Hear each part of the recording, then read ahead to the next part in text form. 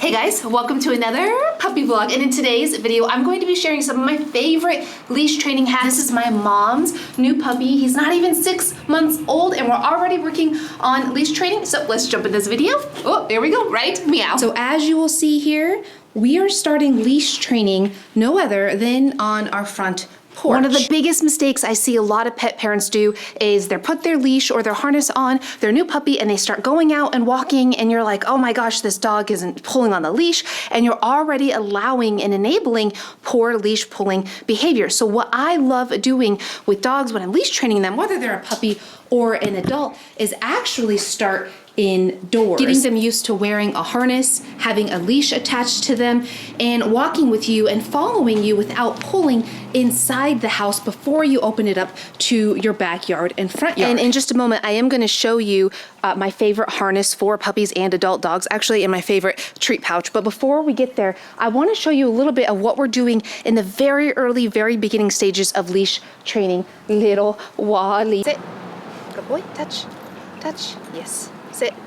Good boy. So what I'm working on here are attention getter commands, and this is probably the most important thing that you need to be working on with your new puppy right away, even if you bring them home at 8 weeks old inside your home before they get all of their shots, good boy, before you ever even start leash training. Because at the end of the day, leash training is so difficult for most dogs because they are so distracted by what's going on around them. And you are, when you go into a new environment, oftentimes not the most exciting things to your dog. And when you're not the most exciting or most important thing to your new puppy, you know what that means? That means that they're gonna go pull towards that bush or that other dog or that bicycle before they listen to you. And that's to no fault of your puppy. That's just how they are. They are puppies. They're explorers. They love discovering their environments, and their nose, their sensory organs are so strong that it's really hard for them to stay focused. So the things that we've worked on with leash training all started indoors before he ever got his shots, and in my mom's own backyard where we knew he'd be safe at 8, 9, 10 weeks old. And one of the first things we ever taught him inside when he was just a little guy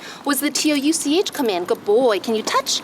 Yes. And so what you see him doing here is just working on basic commands. This is what we do with him at every mealtime. And again, we did this at 8, 9, 10 weeks old. Wallace, can you touch? Good boy. So there we go, real life scenario. He sees another dog. You hear him kind of grumbling. Good boy. Touch. Yes. And because, can you sit? Good boy. And because we've worked on this focus and attention command from an early, yes, good job, from an early age, you saw me be able to use the TOUCH command, which is an excellent tool to use when you're leash walking to get his attention coming back to me without yelling at him, without yanking on him, so that he came to me back on his own accord. And did you notice just a second ago, right now even,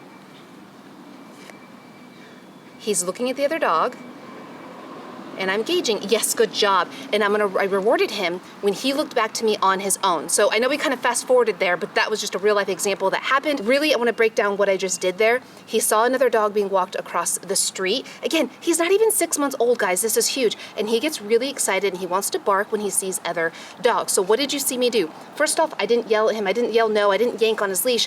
I gave him a redirection command, which was the TOUCH command. I'll show you how to teach that in just a moment. Even though he saw something new, novel, exciting on the other street, I watched him watch it, and as soon as he looked back at me, yes, good boy, on his own, I rewarded him with treats, play, or praise. Because with dogs, the way that puppies learn, guys, and this is so applicable with leash training, the way that they learn is by them doing a behavior and then getting some kind of reward or reinforcement by it. And a lot of times we think that pulling on our dog's leash or yelling at them is a negative reinforcer, but really no. Most dogs take that as a form of attention, or you're actually exasperating their desire to go pull at something because there's this push-pull dynamic going on. So in my experience, really being able to get your dog's attention, even when there's something newer and more exciting across the street or down the road, is going to be the game changer, is going to be the bridge between you being able to walk your dog and not being able to walk your dog. In fact, I would call it the most important thing. If I had to pick one thing that you could work on with your dog today, regardless of their age, age, regardless if they're able to go out on leash, is being able to get their attention. Okay, so step one with leash training, we're already well into this video and we haven't even really talked about leash training, but that's because leash training is so much more than going out on leash and walking around. Leash training is all about being able to communicate with your dog, having a trust between their dog, and your dog being able to trust that you're gonna keep them safe. A lot of times their reactions towards another thing is fear-based, or sometimes it's excitement, but a lot of times it's fear-based. And if they don't have trust in you to be able to keep them safe, you're gonna see a lot more reaction in many dogs. So step one is working with your dog, especially a puppy, every mealtime. Puppies eat what, 3-4 times a day? So during mealtime, you'll see that in my merch store down below, I have shirts that say Team No Dog Bowls. That's because I'm a believer that during mealtime, especially with puppies, when you feed them 3 to 4 times a day, you spend at least 5-10 minutes during each mealtime working with them on basic cues and commands. This is gonna be step one to leash training, because guys, the more you work with your puppy, the more you're gonna train them that you as the mom, you as the dad, the guardian, that you are the most exciting and important thing in their life. The more you work with them, the more you're gonna build that connection. Yes, good boy, yeah, good job. You'll see that when he does what I'm asking him to do, I'm following up with a marker, my marker word, which is YES.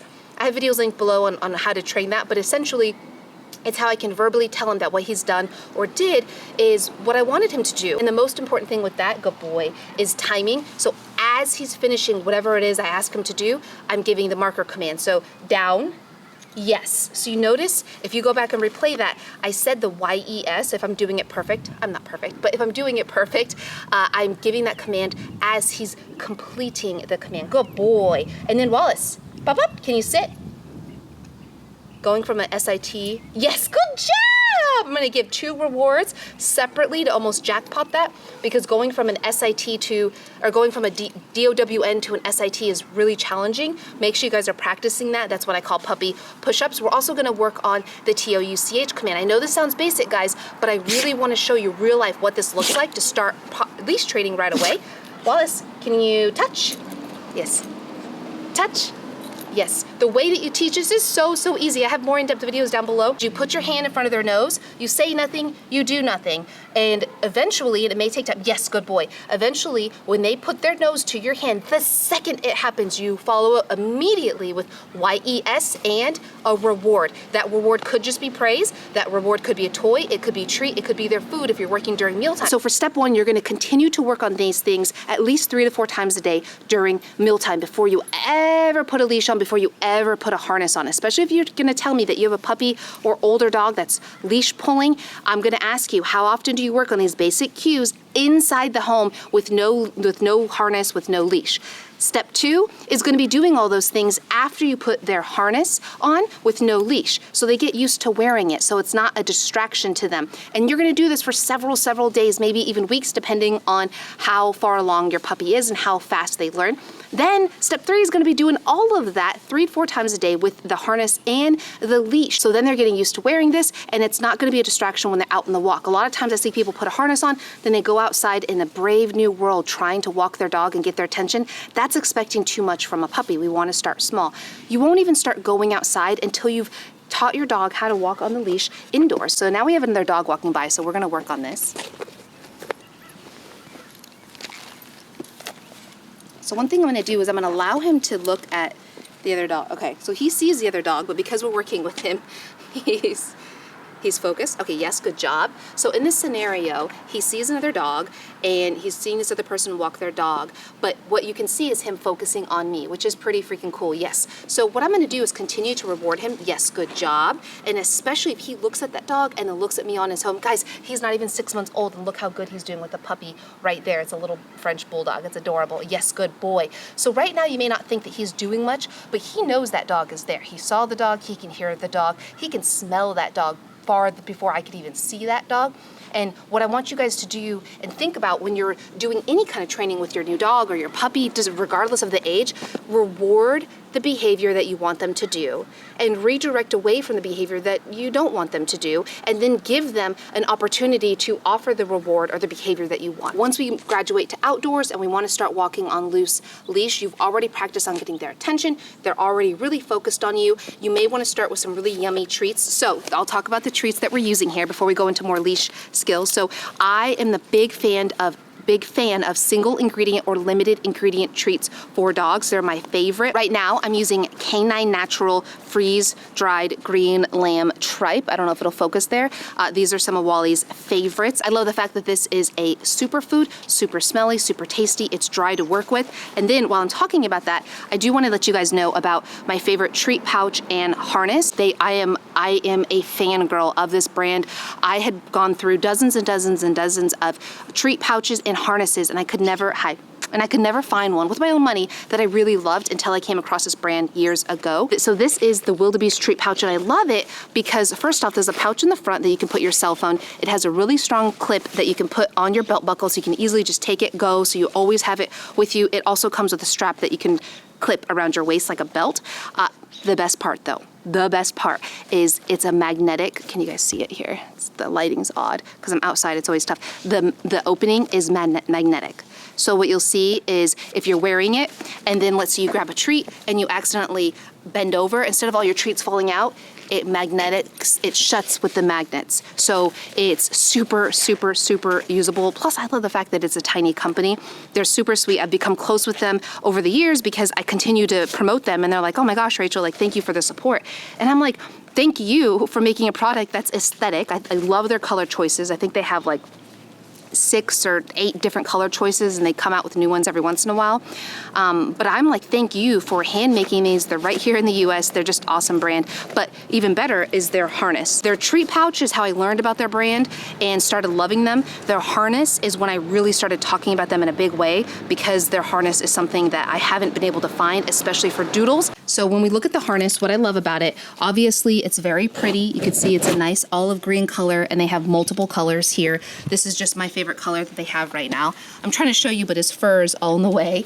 I love that mostly it's a front O-ring clip. Good job, Wally. You're being such a good little model. And this is important because I don't love the harnesses. I've not had good success that have clips on the back. The best part about this harness though, that's a game changer, and I actually need to tighten this a little bit, but he just graduated to the medium size, so I need to adjust it. But it has a cinch. So if you can see here, good job, Wally. Good, now you're really showing it. There we go, there we go. When you pull on this, it cinches a little bit, so it puts a little bit of gentle pressure. And I don't mean negative pressure, but just puts pressure as a gentle reminder not to pull on the leash. So there is a discount code for you. It's Fusaro15 and the shop link is in the description. Now let's do the fun part and work on leash training. I highly recommend to start doing this in very short intervals. I only start in the very front yard in the very beginning. I do it when they're hungry, so I do this during mealtime, and I either use their food or some treats or even toys or praise as the reward. And one of the main things I want to remember to do here is to keep things really consistent. So I want him to be on my left side, so I'm going to try to keep that happening consistently, and I'm just going to do figure 8s. Wallace, pop up, good boy. Name recognition is a really good thing to work on as well. Can you sit? There you go.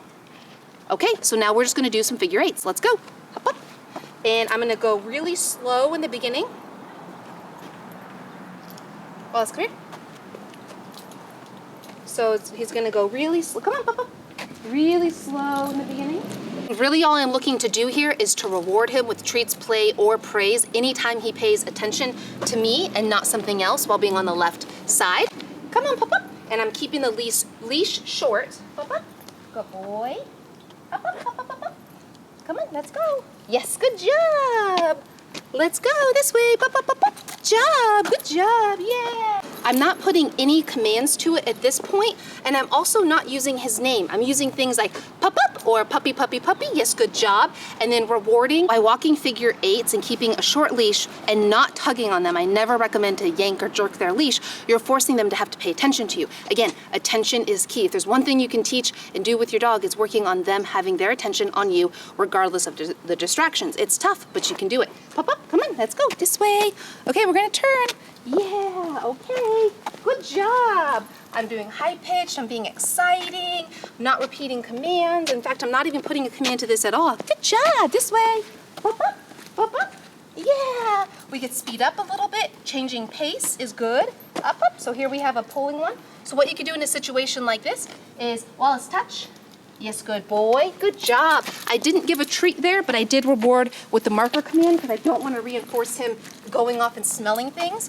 And then when he pays attention to me, yes, good job, like that, that's when I'll use something of higher value, like a treat. So we're just gonna walk in circles and figure eights. Whoop. Doing sharp turns. Left turns are the best thing you can do. Whoop, whoop. Because it forces you to walk in front of them. Good job. Oh, and I forgot to mention, I do have merch out, so I have t-shirts and hoodies and really cool things that have our mottos of Team No Dog Bowl, Save All the Damn Dogs, everything like that, because we are on a mission here to enable and empower pet parents to do more with their dogs. And by doing that, I'm hoping to keep more dogs out of the shelter so that we can work towards our mission to save all the damn dogs. Now, if you want to see a little bit more detail on leash training when it comes to dogs that are a little bit more reactive on leash, they're maybe older or they're pulling a lot on leash and you've really tried these basic steps, but you really want to take it to the next level, click the video right here and let's jump into a little bit more in-depth detail on that. And if you want to learn more about my favorite treats and chews and food for dogs, definitely click the video right here. I'll jump over there together.